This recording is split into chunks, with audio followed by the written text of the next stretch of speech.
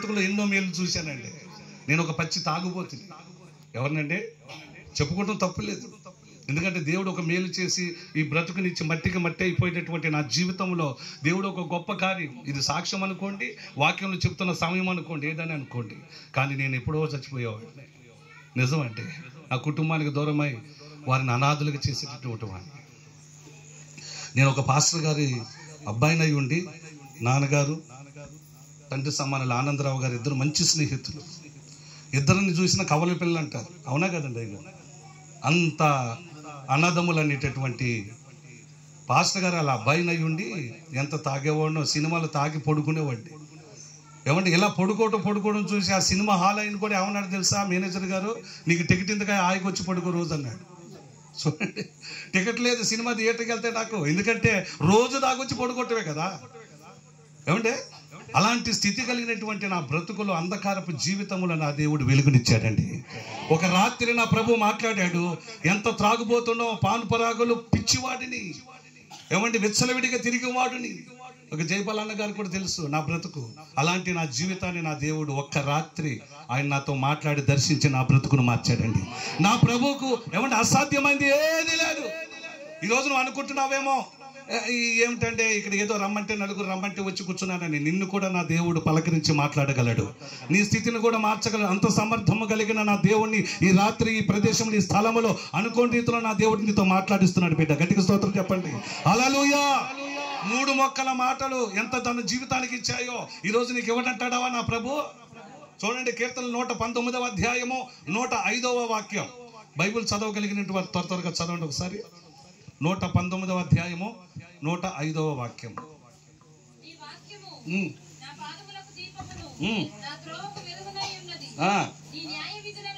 నీ వాక్యము నా పాదములకు దీపము. స్తోత్రం చెప్పండి.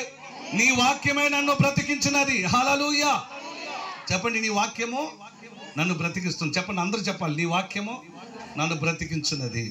నీ వాక్యము నా పాదములకు దీపము అంటే వెలుగునిస్తూ నడిపించగలిగిన శక్తి కలిగినది దేవుని మాటలై ఉన్నాయి. స్తోత్ర.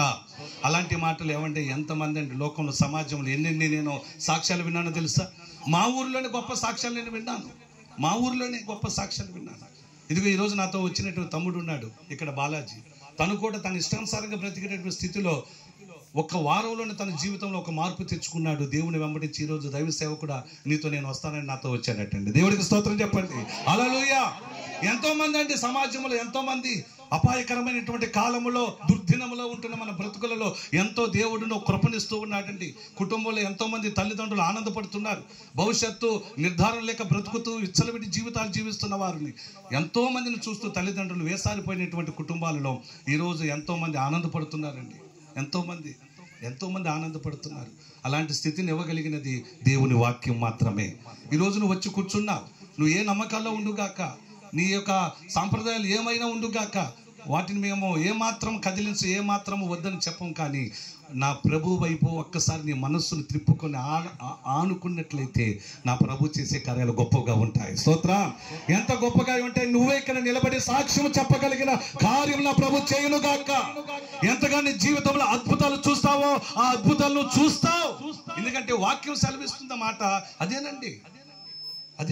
మతం అంటే ఏంటో తెలుసా? దేవుణ్ణి మనిషి వెతకటం మతం, కానీ దేవుడు మనిషిని వెతుక్కుంటూ రావడం సువార్త. స్తోత్ర. అది ఒక మార్గం. సువార్త అనే మార్గం. మరలా చెప్తాను మీకు అర్థమయ్యేటట్లుగా. ఒక మనిషి దేవుణ్ణి వెతుక్కోవటం దాన్ని మతం అంటాం. సిక్కు మతం అని, బౌద్ధ మతం అని, ఎన్ని మతాలు ఉండే తెలుసా? జైన్ల మతం అని, ఎన్నెన్నో మతాలు. మనిషి దేవుని వెతుక్కొని ఈ మతం, ఈ దేవునికి ఈ మతం అని ఆపాదించినటువంటి స్థితులలో మతం అని దేవుని వెతుక్కొని ఆయా కోణాలలో మతానికి ఆస్వాదించుకున్నారు. కానీ ప్రభు అయిన యేసు క్రీస్తు ప్రభులు వారు ఏం చేశారో తెలుసా? ఆయన పరలోకముని విడిచిపెట్టి పరమను విడిచి భూమికి దిగి వచ్చిన గొప్ప దేవుని రాత్రి మనం ప్రకటిస్తున్నాం. ఆయన దిగి వచ్చాడండి. ఎవరండి? ఆయన దిగి వచ్చాడు. ఆయన దిగి వచ్చి నిన్ను నన్ను వెతుకుతున్నాడు. నువ్వు నశించిపోకూడదని నిన్ను వెతికి రక్షించడానికి ఇక్కడికి దిగి వచ్చాడండి ఆయన. ఆదియో అంతమో నేనే, అల్ఫయో ఓమేఘయో నేనే అన్నాడు. ఈ లోకము సృష్టించక ముందే ఉన్నవాడు నా దేవుడు. స్తోత్ర. గట్టిగా చేద్దాం హల్లెలూయా. చాలా మంది 2000 సంవత్సరాల క్రితం దేవుడు అంటగా మీ దేవుడు అంటున్నారు. ఏమంటున్నారండి? 2000 సంవత్సరాల క్రితం పుట్టిన దేవుడు అంటగా, కొత్త దేవుడు అంటగా అనేటటువంటి మాటలు. కానీ ఆయన నీ కోసం నా కోసం బ్రతికించడానికి వచ్చిన గొప్ప దేవుడు అంటే మన దేవుడా. మహాకాశములను సృష్టించక ముందే ఉన్న దేవుడు మన దేవుడా. ఆ దేవుడిని ఈరోజు వెంబడిస్తూ, ఆయన అనుసరిస్తూ, ఆయన అడుగులు వేస్తూ, ఇదిగో ఇక్కడ దాకా మీకు వచ్చి ఆ సువార్తను ప్రకటిస్తున్నామంటే ఏమండి, ఏమై మేము ముసలం అయిపోయామా, వృద్ధులు అయిపోయామా, చేతికి ఒక కర్ర వచ్చి నడుచుకుంటూ అవుతున్నామా? యవనస్తులే కదండి. లోకంలో ఎన్ని సంతోషాలు, ఎన్ని ఆనందాలు, ఎన్ని గంతులు, ఎన్ని విందులు, ఎన్ని పోగొట్టుకొని వద్దో. అదిగో నాతో వచ్చిన కుర్రోడు అంటాడు, ఈ వారంలో బాప్టిజం తీసుకుంటాడంట. ఏమయ్యా, నీ వయసు ఎంత ఉంది? ఒక 25 కూడా లేవు, ఇంకా పెళ్లి కూడా గల బాప్టిజం ఏంటని ఆపేద్దామా? దేవుడు దర్శించాడు తనని. దేవుడికి స్తోత్ర.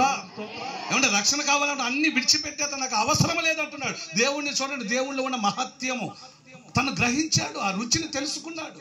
ఈరోజు తెలుసుకోవాలని ఒక ఆలోచన నీకుంటే ఈ రాత్రి నా ప్రభు నిన్ను దర్శించును గాక. హల్లెలూయా. నిన్ను దేవుడు పట్టుకొని నడిపించును గాక. ఆమేన్ చెప్దామా గట్టిగా?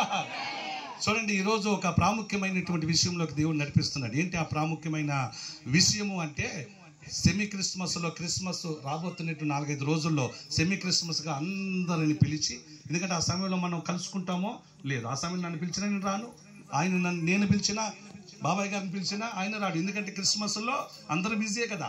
ఏమంటే బిజీయే కదా. అందుకే ఈ సెమీ క్రిస్మస్ ఏర్పరచుకొని దగ్గరున్న, ఆ పైన పొరుగులో ఉన్న అందరిని కలుసుకొని, అయ్యా నా దేవుడుగో ఈ లోకానికి ఎందుకు వచ్చాడో తెలుసా, యేసయ్య ఎందుకు వచ్చాడో తెలుసా అని అందరిని ప్రభావితం చేయటమే ఈ సెమీ క్రిస్మస్ ముఖ్య ఉద్దేశం. స్తోత్రం చెప్పండి.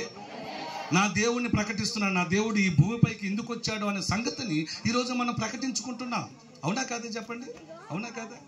చూడండి, ఈ లోకంలో ఓ చక్కటి మాట నేను చెప్తాను. చూడండి ఒకసారి బైబిల్లో ఓ మాటను మనం చదువుదాం. లూకా సువార్త 2వ అధ్యాయం 10వ వచనం.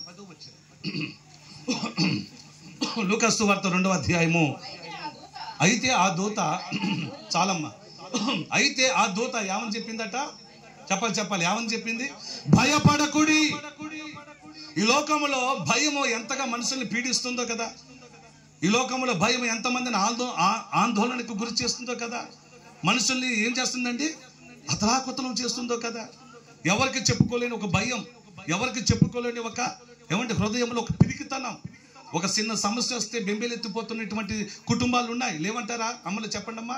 అమ్మా చెప్పమ్మా, పెద్దమ్మ. అవునా కదా? కొంతమందికి చెప్పుకునే సమస్యలు ఉంటాయి, కొంతమందికి చెప్పుకోలేక ఒంటరిగా ఏడుస్తున్నటువంటి స్థితులు కూడా ఉంటాయి కదండి. ఉంటాయా లేవా? కొంతమందికి ఇది చెబితే నేను ఎక్కడ చులకనైపోతానని భయపడేటటువంటి తల్లులు, కుటుంబాలు కూడా ఉన్నాయి. లేవంటారక్క? లేవా? ఎంతోమంది కుటుంబాలు ఉన్నాయండి. ఏం భయమో చెప్పలేని భయం. కొంతమందికి రాత్రి చూస్తే భయం, కొంతమంది తన నీడను చూసే తనకు భయం, కొంతమంది రాత్రి నడవటం భయం, చీకటి పడితే భయం, చిన్న సమస్యను పడితే భయం, ఒక నలుగురు గట్టిగా మాట్లాడుకుంటే ఇంట్లో గడగడలాడుకుంటే ఒక భయం. ఇన్ని భయాలు చెబితే ఇక సమయం దొరికిపోతుంది.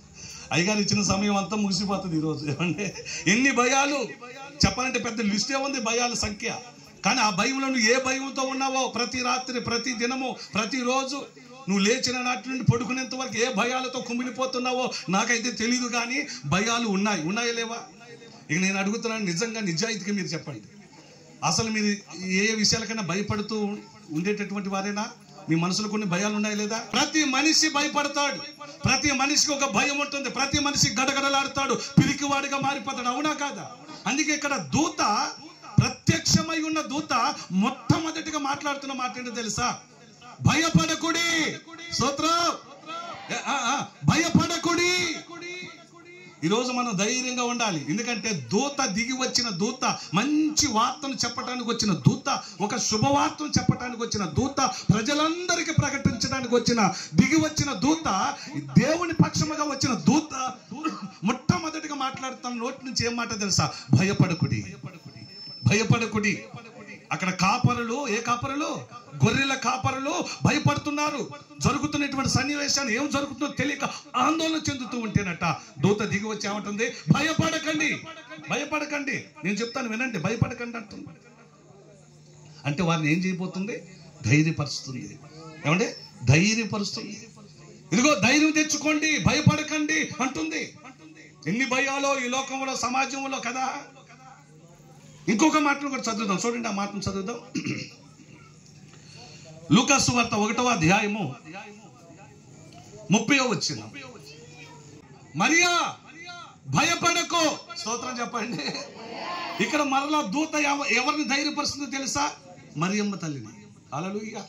మరియమ్మ తల్లితో మాట్లాడుతుంది దూత. కాపరులతో మాట్లాడిన దూత మరియ తల్లితో కూడా మాట్లాడుతుంది. ఏమంటే భయపడకమ్మా. ఎందుకు భయపడకూడదు? ఏమంటే ఎందుకు భయపడకూడదు? భయపడే వార్త కాదు అది. ఏం వార్త? ఒక కన్యక గర్భము ధరించడం భయపడే వార్త కాదా? ఒక పురుషుని ఎరుగనటువంటి తల్లి గర్భము ధరించడం సమాజంలో ఎలాంటి వార్త? మనుషులలో ఎలాంటి వార్త? ఏమంటే లోకంలో ఏ వార్తగా మారబోతుంది ఈ వార్త? ఒక భయము, ఆందోళన చెందేటువంటి వార్త కాదా? చెప్పనండి. ఏమంటే భయపడే మాట కాదా? గడగడలాడే మాట కాదా? ఆందోళన చెందే మాట కాదా? ఏం మాట అది? ఏం మాట?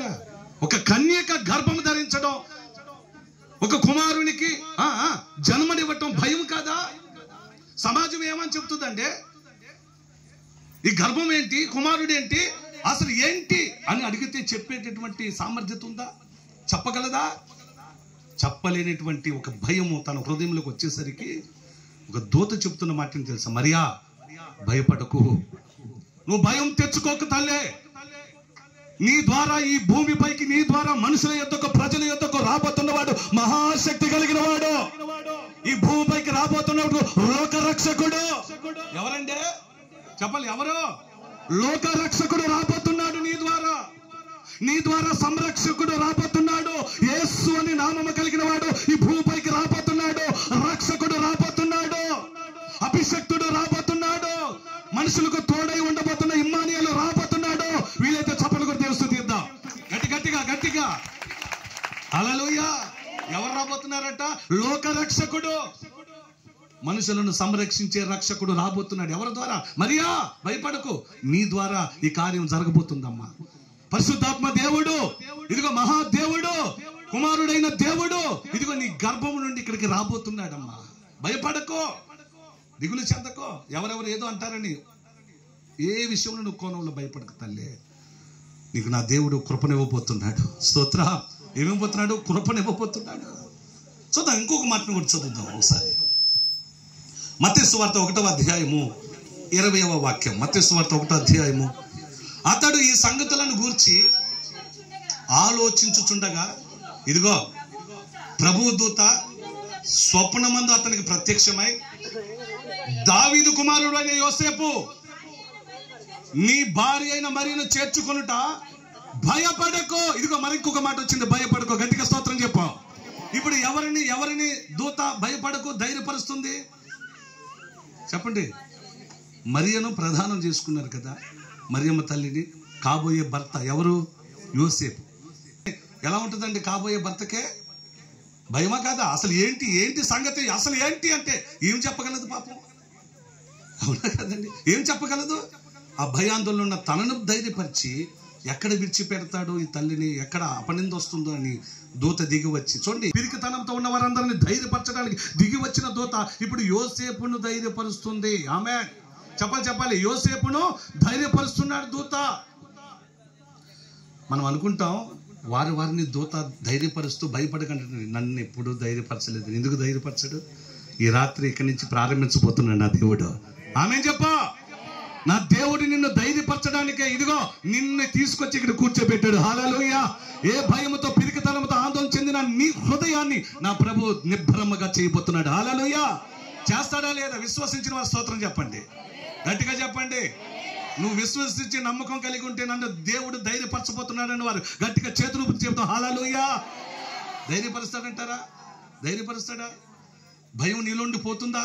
నువ్వు ఏ భయం పెట్టుకొచ్చి ఆ భయం పోతుందంటే ఒక విలువైన మాట చెప్తాను.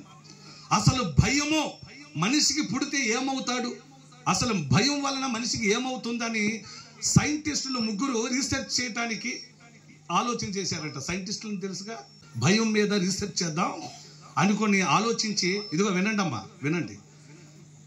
మీకు అర్థమయ్యే రీతిలో చెప్తాను. మధ్యలో స్టేషన్ ఉంది కదా, రైల్వే స్టేషన్ తెలుసుగా మీకు. వరంగల్ స్టేషన్ తెలుసు కదా, హైదరాబాద్. ఈ 3 ఉదాహరణ తీసుకుందాం. ఈ ముగ్గురు సైంటిస్టులు మదిలో నిలబడ్డారు. ఒక సైంటిస్టు మదిలో నిలబడ్డాడు, వరంగల్లో ఇంకో సైంటిస్ట్ నిలబడ్డాడు, హైదరాబాద్లో ఇంకో సైంటిస్టు నిలబడ్డాడు. మదిర వచ్చింది. మదిర రాగానే ఒక సైంటిస్టు ఆ ట్రైన్ ఎక్కాడు. ట్రైన్ ఎక్కగానే ఒక పిల్లవాడు యవనస్తుడు ఓ కిటికీ పక్కన కూర్చుంటే ఈ వ్యక్తి సైంటిస్ట్ వెళ్ళాడు, నాయనా ఇక్కడ కూర్చోవచ్చా అని అడిగాడు. ఆ యవనస్తుడు చూసి, భలేవారండి కూర్చోండి, ఖాళీగా ఉంది కూర్చోండి అంటే కూర్చున్నాడు. ఇట్లా కూర్చుంటే ఆ పిల్లవాడితో మాట్లాడుతున్నాడు. నీ పేరంటే పేరేదో చెప్పాడు. నువ్వు ఎక్కడికి వెళ్తున్నావు అంటే హైదరాబాద్ వెళ్తున్నానండి అన్నాడు ఆ యవనస్తుడు. అర్థమవుతుందండి నా భాష? యవనస్తుడు హైదరాబాద్ వెళ్తున్నాను అన్నాడు. హాస్పిటల్కి ఏమైనా వెళ్తున్నావా అన్నాడు. ఎవరు? సైంటిస్టు. అబ్బే లేదండి, నేను హాస్పిటల్కి వెళ్ళటం ఏంటి, మా అక్కయ్య ఉన్నారు, సెలవులు అక్కడికి వెళ్ళి 4 రోజులు ఉండొద్దామని వెళ్తున్నానండి, హ్యాపీగా వెళ్తున్నానండి అన్నాడు. అదేమి నాకు అలా అనిపించట్లేదయ్యా, నీ ముఖం చూడగానే హాస్పిటల్కి వెళ్తున్నామో అనిపించింది, నాకు ఎందుకు లేని కూర్చున్నాడు. వరంగల్ వచ్చింది. వరంగల్తో ఇంకొక సైంటిస్ట్ ఉన్నాడు కదా, వీళ్ళ దగ్గరికి వచ్చాడు. వచ్చి ఏమయ్యా ఇక్కడ కూర్చోవచ్చా అని అడిగాడు. కూర్చోండి భలేవాడు అనేసరికి అక్కడ కూర్చున్నాడు. కూర్చోగానే ఈ పెద్ద ఆయన పలకరించాడు సైంటిస్ట్ని, ఈ పిల్లవాడిని కూడా పలకరించాడు. నాయనా ఎక్కడ దాకా వెళ్తున్నావు ఏంటి అని. నేను హైదరాబాద్ వెళ్తున్నాను అన్నాడు. హాస్పిటల్కి ఏమైనా వెళ్తున్నావా అన్నాడు. ఆరోగ్యం బాగోలేదా అన్నాడు. ఎలా ఉంటుంది చెప్పండి, మీరు జాగ్రత్తగా వింటే మీకు అర్థమవుతుంది. ఏమనిపిస్తుంది చెప్పండి ఒకసారి. ఒక్కసారిగా మైండ్ బ్లో అయిపోయింది. మనస్సులో హృదయము శరీరము గడగడగడలాడుతుంది. ఇక్కడికి వచ్చి నువ్వు పెద్ద ఆయనేమో, మదిరలో ఎక్కిన పెద్ద ఆయనేమో హాస్పిటల్కి వెళ్తున్నావా అన్నాడు. వరంగల్ ఎక్కిన పెద్ద ఆయనేమో హాస్పిటల్కి వెళ్తున్నావా, ఇదిగో నేను కూడా అదే అన్నాను అన్నాడు ఈ పెద్ద ఆయన పక్కన ఆయన కదా. నేను కూడా అదే అని అన్నానండి. ఇతను అంటాడు నన్ను బొకాయిస్తున్నాడు, అదిగో చూస్తుంటే కాస్త అలతగా ఉన్నాడుగా, అస్వస్థగా కనిపిస్తున్నాడుగా, అదే నేను చెప్పాను హాస్పిటల్కి వెళ్తున్నావా అని.